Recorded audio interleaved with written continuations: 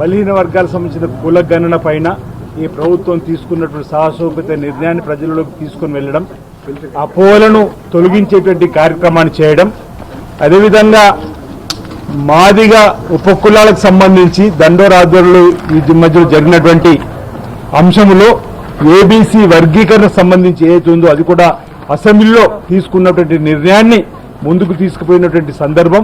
దాంతోపాటు రాబో పంచాయతీరాజ్ ఎన్నికల్లో తీసుకోవాల్సినటువంటి సలహాలు సూచనలు గౌరవ శాసనసభ్యుల ద్వారా సిఎల్పీలో ఉన్నటువంటి శాసనమండలి సభ్యుల ద్వారా తీసుకొని ముందుకు పోవడానికి కోసం ఈరోజు ఈ కార్యక్రమం ఏర్పాటు చేయడం జరిగింది.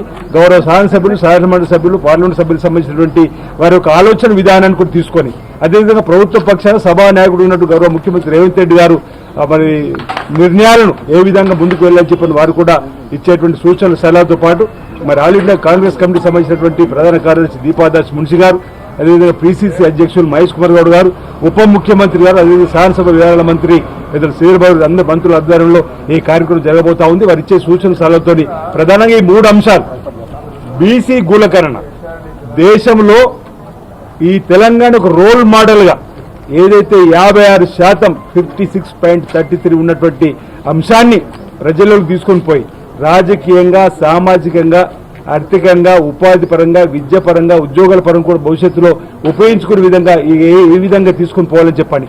ఇది దళితులకు సంబంధించి, మాదిగలకు సంబంధించి రిజర్వేషన్ ఏబీసీ వర్గీకరణ కూడా చేసిన అంశాన్ని తీసుకొని పోయేటువంటి అంశాన్ని ఎన్నికలకు సంబంధించిన అంశాలపై ఈ రోజు ఇక్కడ చర్చ జరుగుతుంది. ఇంకా గౌరవ శాసనసభ్యులు ఇచ్చే సూచన సలహాలు కూడా ప్రభుత్వ సభానాయకులు ముఖ్యమంత్రికి తీసుకొని ముందుకు పోతారని చెప్పినట్టు భావన సందర్భంగా చెప్తా ఉన్నాం. సాయంత్రం వేళ మళ్ళీ ఏఐసీ అధ్యక్షుడు మల్లికార్జున ఖార్గే గారిని కలవాల్సిన అవసరం సభానాయకుడు ఉన్నటువంటి గౌరవ ముఖ్యమంత్రి గారు, అదే పీసీ అధ్యక్షుడు గారు. కాబట్టి ఒకే సమావేశం జరుగుతూ ఉంది. ముందు సాయంత్రం అనుకున్నాము జిల్లాల వారు కానీ ఇప్పుడు మాత్రం ఒకే దఫాలో సమావేశం జరుగుతుంది.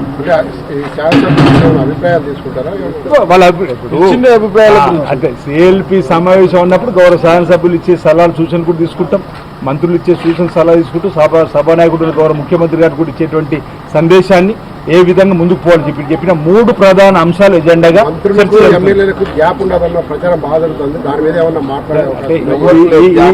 ఈ రోజైతే వారి అభిప్రాయాలు సరే కాంగ్రెస్ పార్టీ లో ప్రజాస్వామ్యానికి సంబంధించింది కొంచెం పాలు ఎక్కువగా మీ అందరికీ తెలుసు.